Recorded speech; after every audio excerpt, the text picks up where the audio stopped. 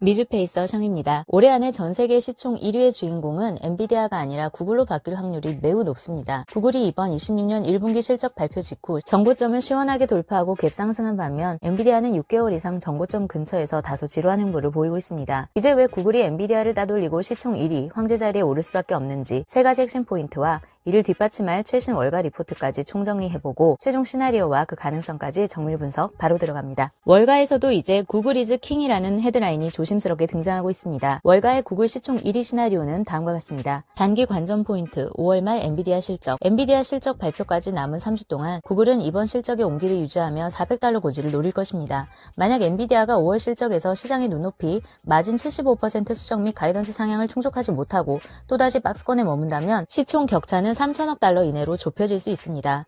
역전 확률.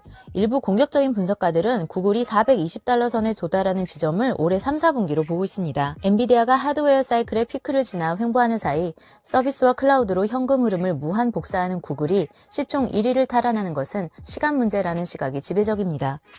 물론 이 시나리오가 언제 실현될지는 미지수지만 지금부터 말씀드릴 근거들은 꽤 설득력이 있습니다. 구글의 이번 서프라이즈는 아무도 예상하지 못했죠. EPS가 2배 가까이 터졌고 배당금 인상, 자사주 매입까지 주주들이 원하는 모든 것을 시원하게 쏴줬습니다. 시총 1위가 더 가까워진 근거 3가지입니다. 첫 번째 근거는 수익 구조의 질적 변화입니다. 그동안 엔비디아는 AI라는 금광에서 삽을 파는 장사꾼으로 떼돈을 벌었습니다. 하지만 이제 시장은 묻고 있습니다. 그 비싼 삽, 칩, 사간놈들은 언제 돈 벌어? 그 질문에 답을 내놓은 게 바로 구글입니다. 구글은 자체 AI 칩인 TPU를 통해 엔비디아에 지불하던 천문학적 통행세를 이익으로 전환했습니다. 이번 EPS $5 이상의 기적 같은 숫자는 하드웨어부터 서비스까지 다 해먹는 수직 계열화가 완성되었다는 선포입니다. 엔비디아는 인프라를 파는 기업이지만 구글은 그 인프라 위에서 유튜브, 검색, 제미나이로 직접 돈을 쓸어 담습니다. 이번 EPS 2배 서프라이즈는 인프라 까는 비용보다 뽑아내는 수익이 훨씬 커졌다는 것을 증명한 역사적 사건입니다. 두 번째 포인트입니다. 학습의 시대가 가고 추론의 시대가 왔다. 탈 엔비디아의 선두주자. 구글은 자체 AI 칩 TPU를 통해 엔비디아 의존도를 획기적으로 낮췄습니다. 남들은 엔비디아 칩 사느라 마진 다 깎일 때 구글은 자체 칩으로 비용 절감해서 이익을 극대화하고 더 나아가 엔비디아의 독주를 견제하기 위해 자신들만의 강력한 무기인 TPU를 폐쇄적인 내수용에서 수출용으로 전환하고 있습니다. 즉 구글은 최근 TPU를 특정 고객들에게 직접 판매하기 시작했습니다. AI 랩, 금융권, 고성능 컴퓨팅 기업들이 보안이나 효율성을 이유로 자체 데이터 센터 내에 구글의 TPU를 직접 구축하고 싶어하는 수요가 급증했기 때문인데요. 또한 2026년 1분기 기준 구글 클라우드 매출은 AI 인프라 수요에 힘입어 전년 대비 63% 급성장하며 분기 매출 $200억 달러를 돌파했습니다. 고객이 칩을 직접 사지 않고 구글 데이터 센터에 설치된 TPU를 시간당 과금 방식으로 빌려 쓰기도 합니다. 이렇게 구글은 이제 칩도 팔고 클라우드 서비스로도 돈을 버는 입체적인 수익 구조를 완성해 나가고 있습니다. 통합 솔루션 판매 성장세도 무섭습니다. 구글은 TPU 하드웨어뿐만 아니라 이를 최적화해서 돌릴 수 있는 소프트웨어와 AI 모델을 묶어서 파는 풀스택 AI 전략을 사용하고 있습니다. 엔비디아만 풀스택을 하는 게 아니죠. 이제 구글도 합니다. AI를 가르칠 때는 엔비디아의 고성능 GPU가 당연히 아직도 필수입니다. 하지만 이제는 AI를 실제로 사용하는 추론의 시대입니다. 전 세계 스마트폰과 브라우저를 장악한 구글은 사람들이 제미나이에게 질문을 던질 때마다 돈을 복사합니다. 학습용 칩은 한 번 팔면 끝이지만 서비스 이용료는 고정된 안정적 수입, 월세와 같습니다. 월가는 지금 이 반복 매출에 엔비디아보다 더 높은 점수를 주기 시작했습니다. 세 번째, 애플과의 AI 동맹과 배당이라는 무적의 방패. 애플마저 시리에 제미나이를 탑재하기로 하면서 구글은 전 세계 스마트폰에 AI 뇌를 장악했습니다. 하드웨어 판매 대수와 상관없이 모든 기기에서 구글이 돈을 버는 구조가 완성된 거죠. 여기에 배당금 인상과 대규모 자사주 매입이라는 강력한 주주환원책을 던졌습니다. 이제 구글은 주가가 빠지면 배당 수익률이 올라가 하방을 받쳐주는 가치주의 안정성과 AI 대장주라는 성장주의 파괴력을 동시에 갖춘 무적의 하이브리드가 되었습니다. 다음은 이 세 가지 포인트를 뒷받침해줄 월가 최신 보고서 3선을 정밀 타격해드릴게요. CT 보고서입니다. 90일 내 $405 도달. CT는 실적 발표 전부터 구글을 상승 촉매제 리스트에 올렸습니다. 지금 가격, 이건 시작일 뿐이라는 거죠. 이들은 구글 클라우드의 폭발적 성장이 엔비디아의 GPU 판매 성장률보다 더 지속 가능하다고 보고 있습니다. 두 번째, 뱅크 오브 아메리카입니다. 하드웨어 피크아웃과 서비스의 역전.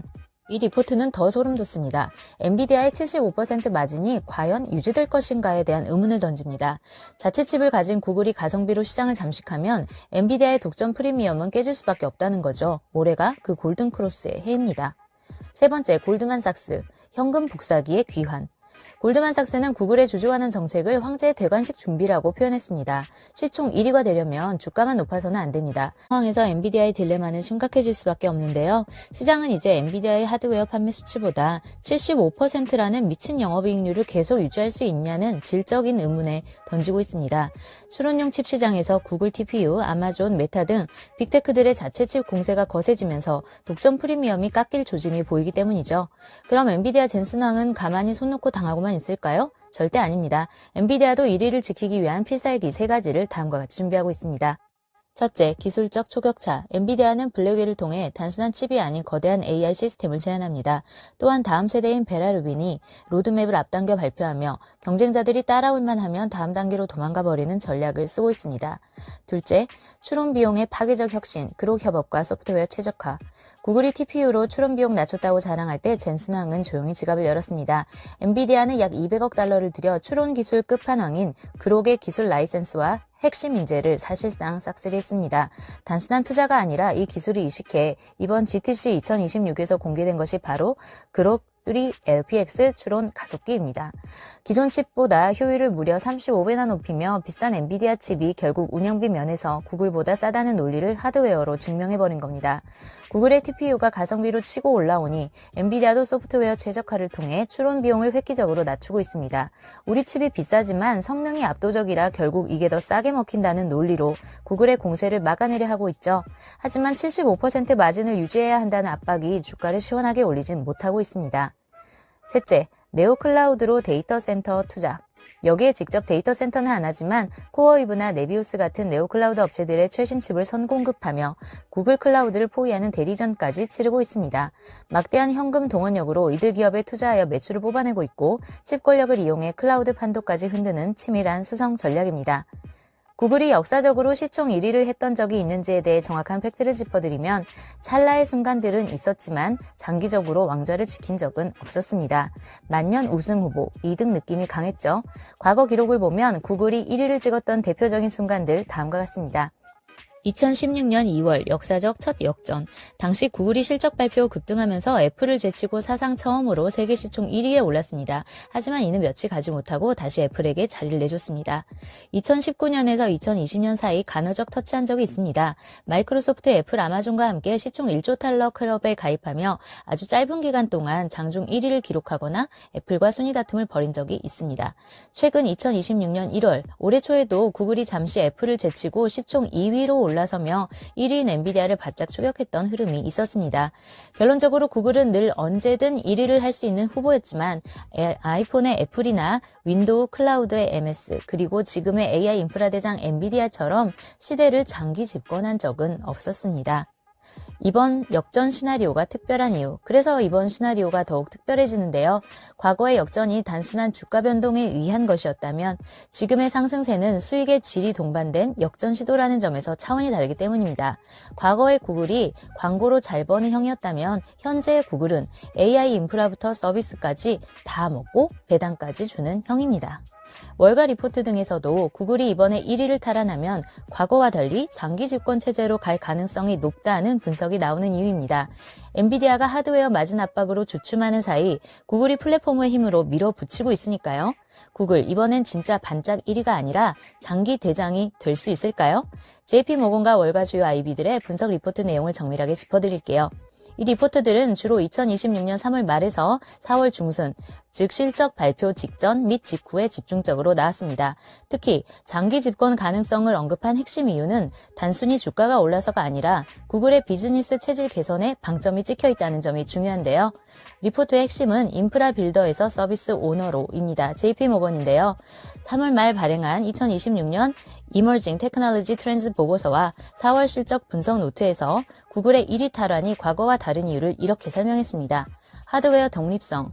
구글은 자체와 AI 칩 TPU를 통해 엔비디아의 고가 GPU 의존도를 낮추는 데 성공한 유일한 빅테크이다. 남들이 엔비디아의 마진을 상납할 때 구글은 그 돈을 이익으로 전환 EPS의 2배 했다는 점을 높게 샀습니다. 수익의 수직 계열화, 엔비디아는 칩을 팔면 끝이지만 구글은 칩, 서버, 서비스, 플랫폼까지 이어지는 돈 버는 서슬을 다 가졌다. 이 구조는 한 번 1위를 잡으면 내려오기 힘든 경제적 해자가 된다는 분석입니다. 하지만 우리 또깨 투자자들은 냉정해야 합니다. 신중하게 접근할 점도 있습니다. 첫째, 5월 말 예정된 엔비디아의 실적 발표입니다. 만약 젠슨 왕이 또 한 번 말도 안 되는 가이던스를 던진다면 구글의 역전 시점은 밀릴 수 있습니다. 둘째, 구글의 갭 상승에 따른 단기 조정 가능성입니다. 368달러 위까지 숨가쁘게 달려온 만큼 호재가 일부 희석되며 눌림목이 올 수 있습니다. 요약하자면 매수 타이밍은 갭 상승 이후 지지선을 형성하는 구간을 노리시고요. 핵심 지표는 구글 주가 420달러입니다. 이 가격이 엔비디아를 꺾고 시총 1위에 등극하는 매직 넘버입니다. 현재 4월 30일자 가격에서 약 14% 정도만 오르면 엔비디아를 땁니다. 셋째, 포트폴리오 측면에서 엔비디아 횡보에 지친 자금들이 시원하게 쏘는 구글로 이동하는 머니무브를 활용하세요. 여러분, 시장의 변동성에 흔들리지 않는 단단하고 당당한 투자하시기를 바랍니다. 형님들, 오늘 분석이 도움이 되셨다면 그냥 나가지 마시고 좋아요, 구독 버튼 꼭 부탁드립니다. 조회수에 비해 구독자가 너무 적답니다. 구글 재미나이 가요. 저는 다음 영상에서 더욱 딥하고 쿨한 미국 주식 최신 분석 영상으로 찾아오겠습니다. 오늘도 편안한 투자 되세요. 감사합니다.